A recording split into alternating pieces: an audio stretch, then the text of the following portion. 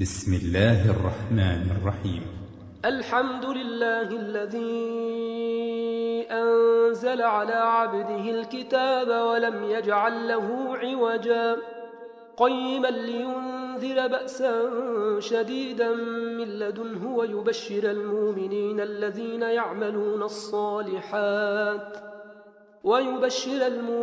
الذين يعملون الصالحات أن لهم أجرا حسنا ماكثين فيه أبدا وينذر الذين قالوا اتخذ الله ولدا ما لهم به من علم ولا لآبائهم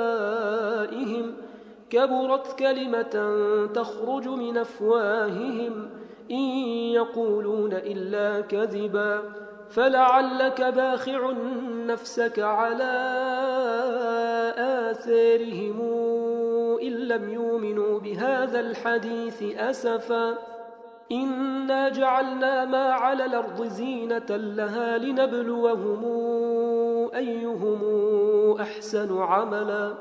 وإنا لجاعلون ما عليها صعيدا جرزا أم حسبت أن أصحاب الكهف والرقيم كانوا من آياتنا عجبا إذا والفتية إلى الكهف فقالوا ربنا آتنا من لدنك رحمة وهيئ لنا من أمرنا رشدا فضربنا على آذانهم في الكهف سنين عددا ثم بعثناهم لنعلم أي الحزبين أحصى لما لبثوا أمدا نحن نقص عليك نبأهم بالحق إنهم فتية آمنوا بربهم وزدناهم هدى وربطنا على قلوبهم إذ قاموا فقالوا ربنا رب السماوات والأرض لن ندعو من دونه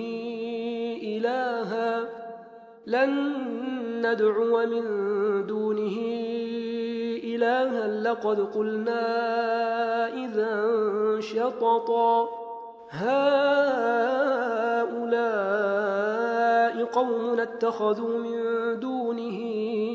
آلهة لولا يأتون عليهم بسلطان بين فمن أظلم ممن افترى على الله كذبا وإذ اعتزلتموهم وما يعبدون إلا الله فأووا إلى الكهف ينشر لكم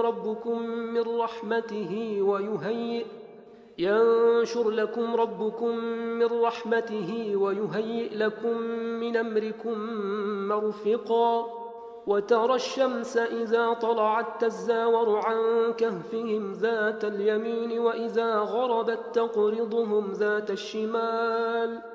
وإذا غربت تقرضهم ذات الشمال وهم في فجوة منه ذلك من آيات الله من يهد الله فهو المهتد ومن يضلل فلن تجد له وليا مرشدا وتحسبهم أيقاظا وهم رقود ونقلبهم ذات اليمين وذات الشمال وكلبهم باسط ذراعيه بالوصيد لو اطلعت عليهم لوليت منهم فرارا ولملئت منهم رعبا وكذلك بعثناهم ليتساءلوا بينهم قال قائل منهم كم لبثتم قالوا لبثنا يوما أو بعض يوم قالوا ربكم أعلم بما لبثتم فابعثوا أحدكم بورقكم هذه إلى المدينة فلينظر أيها أزكى طعاما فلياتكم برزق منه وليتلطف ولا يشعرن بكم أحدا إنهم إن يظهروا عليكم يرجموكم أو يعيدوكم في ملتهم ولن تفلحوا إذا أبدا. وكذلك أعثرنا عليهم ليعلموا أن وعد الله حق وأن الساعة لا ريب فيها، إذ يتنازعون بينهم أمرهم فقالوا ابنوا عليهم بنيانا ربهم أعلم بهم. قال الذين غلبوا على أمرهم لنتخذن عليهم مسجدا سيقولون 3 رابعهم كلبهم ويقولون 5 سادسهم كلبهم رجما بالغيب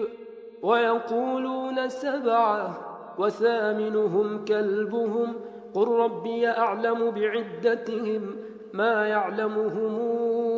إلا قليل فلا تمار فيهم إلا مراء ظاهرا ولا تستفت فيهم منهم أحدا ولا تقولن لشيء إني فاعل ذلك غدا إلا أن يشاء الله واذكر ربك إذا نسيت وقل عسى أن يهديني ربي لأقرب من هذا رشدا ولبثوا في كهفهم 300 سنين وازدادوا 9 قل الله أعلم بما لبثوا له غيب السماوات والأرض أبصر به وأسمع ما لهم من دونه من ولي ولا يشرك في حكمه أحدا واتل ما أوحي إليك من كتاب ربك لا مبدل لكلماته ولن تجد من دونه ملتحدا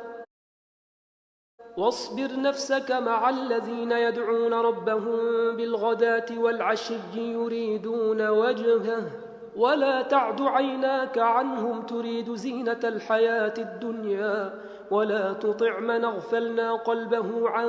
ذكرنا واتبع هواه وكان أمره فرطا وقل الحق من ربكم فمن شاء فليؤمن ومن شاء فليكفر إنا أعتدنا للظالمين نارا حاط بهم سرادقها وإن يستغيثوا يغاثوا بماء كالمهل يشوي الوجوه بئس الشراب وساءت مرتفقا إن الذين آمنوا وعملوا الصالحات إنا لا نضيع أجر من أحسن عملا أولئك لهم جنات عدن تجري من تحتهم الأنهار يحلون فيها من أساور من ذهب ويلبسون ثيابا خضرا من سندس واستبرق متكئين فيها على الأرائك نعم الثواب وحسنت مرتفقا واضرب لهم مثل الرجلين جعلنا لأحدهما جنتين من أعناب وحففناهما بنخل وجعلنا بينهما زرعا كلتا الجنتين آتت أكلها ولم تظلم منه شيئا وفجرنا خلالهما نهرا وكان له ثمر فقال لصاحبه وهو يحاوره أنا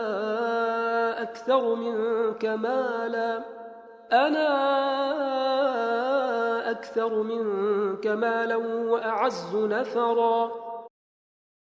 ودخل جنته وهو ظالم لنفسه قال ما أظن أن تبيد هذه أبدا وما أظن الساعة قائمة ولئن رددت إلى ربي لأجدن خيرا منهما منقلبا قال له صاحبه وهو يحاوره أكفرت بالذي خلقك من تراب ثم من نطفة ثم سواك رجلا لكن هو الله ربي ولا أشرك بربي أحدا ولولا إذ دخلت جنتك قلت ما شاء الله لا قوة إلا بالله إن ترني أنا أقل منك مالا وولدا فعسى ربي أن يؤتيني خيرا من جنتك ويرسل عليها حسبانا من السماء فتصبح صعيدا زلقا أو يصبح ماؤها غورا فلن تستطيع له طلبا وأحيط بثمره فأصبح يقلب كفيه على ما أنفق فيها وهي خاوية على عروشها ويقول يا ليتني لمشرك بربي أحدا ولم تكن له فئة ينصرونه من دون الله وما كان منتصرا هنالك الولاية لله الحق هو خير ثوابا وخير عقبا واضرب لهم مثل الحياة الدنيا كماء أنزلناه من السماء فاختلط به نبات الأرض فأصبح هشيما تذروه الرياح وكان الله على كل شيء مقتدرا المال والبنون زينة الحياة الدنيا والباقيات الصالحات خير عند ربك ثوابا وخير نملا ويوم نسير الجبال وترى الأرض بارزة وحشرناهم فلم نغادر منهم أحدا وعرضوا على ربك صفا لقد جئتمونا كما خلقناكم أول مرة بل زعمتم أن لن نجعل لكم موعدا ووضع الكتاب فترى المجرمين مشفقين مما فيه ويقولون يا ويلتنا ما لهذا الكتاب لا يغادر صغيرة ولا كبيرة إلا أحصاها ووجدوا ما عملوا حاضرا ولا يظلم ربك أحدا وإذ قلنا للملائكة اسجدوا لآدم فسجدوا إلا إبليس كان من الجن ففسق عن أمر ربه أفتتخذونه وذريته أولياء من دوني وهم لكم عدو بئس للظالمين بدلا ما أشهدتهم خلق السماوات والأرض ولا خلق أنفسهم وما كنت متخذ المضلين عضدا ويوم يقول نادوا شركائي الذين زعمتم فدعوهم فلم يستجيبوا لهم وجعلنا بينهم موبقا ورأى المجرمون النار فظنوا أنهم واقعوها ولم يجدوا عنها مصرفا ولقد صرفنا في هذا القرآن للناس من كل مثل وكان الإنسان أكثر شيء جدلا وما منع الناس أن يؤمنوا إذ جاءهم الهدى ويستغفروا ربهم إلا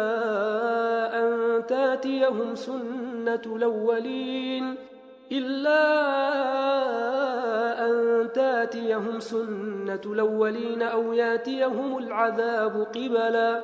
وما نرسل المرسلين إلا مبشرين ومنذرين ويجادل الذين كفروا بالباطل ليدحضوا به الحق واتخذوا آياتي وما أنذروا هزؤا ومن أظلم ممن ذكر بآيات ربه فأعرض عنها ونسي ما قدمت يداه إنا جعلنا على قلوبهم أكنة أن يفقهوه وفي آذانهم وقرا وإن تدعهم إلى الهدى فلن يهتدوا إذا أبدا وربك الغفور ذو الرحمة لو يواخذهم بما كسبوا لعجل لهم العذاب بل لهم موعد لن يجدوا من دونه موئلا وتلك القرى أهلكناهم لما ظلموا وجعلنا لمهلكهم موعدا وإذ قال موسى لفتاه لا أبرح حتى أبلغ مجمع البحرين أو أمضي حقبا فلما بلغا مجمع بينهما نسيا حوتهما فاتخذ سبيله في البحر سربا فلما جاوزا قال لفتاه آتنا غداءنا لقد لقينا من سفرنا هذا نصبا قال أرايت إذا وينا إلى الصخرة فإني نسيت الحوت وما أنسانيه إلا الشيطان أن أذكره واتخذ سبيله في البحر عجبا قال ذلك ما كنا نبغ فارتدا على آثارهما قصصا فوجدا عبدا من عبادنا آتيناه رحمة من عندنا وعلمناه من لدنا علما قال له موسى هل اتبعك على أن تعلمني مما علمت رشدا قال إنك لن تستطيع معي صبرا وكيف تصبر على ما لم تحط به خبرا قال ستجدني إن شاء الله صابرا ولا أعصي لك أمرا قال فإن اتبعتني فلا تسألني عن شيء حتى أحدث لك منه ذكرا فانطلقا حتى إذا ركبا في السفينة خرقها قال أخرقتها لتغرق أهلها لقد جئت شيئا إمرا قال ألم قل إنك لن تستطيع معي صبرا قال لا تواخذني بما نسيت ولا ترهقني من أمري عسرا فانطلقا حتى إذا لقيا غلاما فقتله قال أقتلت نفسا زاكية بغير نفس لقد جئت شيئا نكرا قال ألم قل لك إنك لن تستطيع معي صبرا قال إن سألتك عن شيء بعدها فلا تصاحبني قد بلغت من لدني عذرا فانطلقا حتى إذا أتيا أهل قرية استطعما أهلها فأبوا أن يضيفوهما فوجدا فيها جدارا يريد أن ينقض فأقامه قال لو شئت لاتخذت عليه أجرا قال هذا فراق بيني وبينك، سأنبئك بتاويل ما لم تستطع عليه صبرا. أما السفينة فكانت لمساكين يعملون في البحر فأردت أن أعيبها وكان وراءهم ملك يأخذ كل سفينة غصبا. وأما الغلام فكان أبواه مؤمنين فخشينا أن يرهقهما طغيانا وكفرا، فأردنا أن يبدلهما ربهما خيرا منه زكاة وأقرب رحما. وأما الجدار فكان لغلامين يتيمين في المدينة وكان تحته كنز لهما وكان أبوهما صالحا فأراد ربك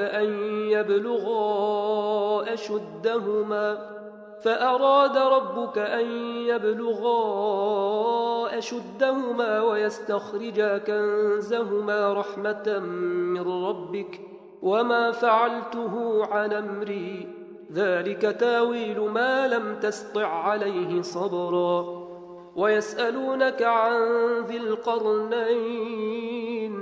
قل سأتلو عليكم منه ذكرا. إنا مكنا له في الأرض وآتيناه من كل شيء سببا، فاتبع سببا حتى إذا بلغ مغرب الشمس وجدها تغرب في عين حمئة ووجد عندها قوما. قلنا يا ذا القرنين إما أن تعذب وإما أن تتخذ فيهم حسنا. قال أما من ظلم فسوف نعذبه ثم يرد إلى ربه فيعذبه عذابا نكرا، وأما من آمن وعمل صالحا فله جزاء الحسنى وسنقول له من أمرنا يسرا. ثم اتبع سببا حتى إذا بلغ مطلع الشمس وجدها تطلع على قوم لم نجعل لهم من دونها سترا، كذلك وقد حطنا بما لديه خبرا. ثم اتبع سببا حتى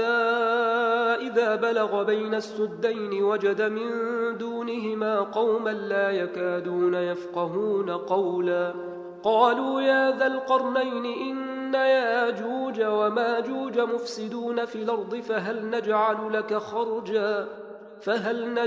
لك خرجا على أن تجعل بيننا وبينهم سدا. قال ما مكني فيه ربي خير فأعينوني بقوة نجعل بينكم وبينهم ردما. آتوني زبر الحديد حتى إذا ساوى بين الصدفين قال انفخوا، حتى إذا جعله نارا قال آتوني أفرغ عليه قطرا، فما استطاعوا أن يظهروه وما استطاعوا له نقبا. قال هذا رحمة من ربي فإذا جاء وعد ربي جعله دكا وكان وعد ربي حقا. وتركنا بعضهم يومئذ يموج في بعض ونفخ في الصور فجمعناهم جمعا وعرضنا جهنم يومئذ للكافرين عرضا. الذين كانت أعينهم في غطاء عن ذكري وكانوا لا يستطيعون سمعا. أفحسب الذين كفروا أن يتخذوا عبادي من دوني أولياء إنا أعتدنا جهنم للكافرين نزلا. قل هل ننبئكم بالأخسرين أعمالا الذين ضل سعيهم في الحياة الدنيا وهم يحسبون أنهم يحسنون صنعا أولئك الذين كفروا بآيات ربهم ولقائه فحبطت أعمالهم فلا نقيم لهم يوم القيامة وزنا ذلك جزاؤهم جهنم بما كفروا واتخذوا آياتي ورسلي هزؤا إن الذين آمنوا وعملوا الصالحات كانت لهم جنات الفردوس نزلا خالدين فيها لا يبغون عنها حولا قل لو كان البحر مدادا لكلمات ربي لنفد البحر قبل أن تنفد كلمات ربي ولو جئنا بمثله مددا قل إنما أنا بشر مثلكم يوحى إلي أنما إلهكم إله واحد فمن كان يرجو لقاء ربه فليعمل عملا صالحا ولا يشرك بعبادة ربه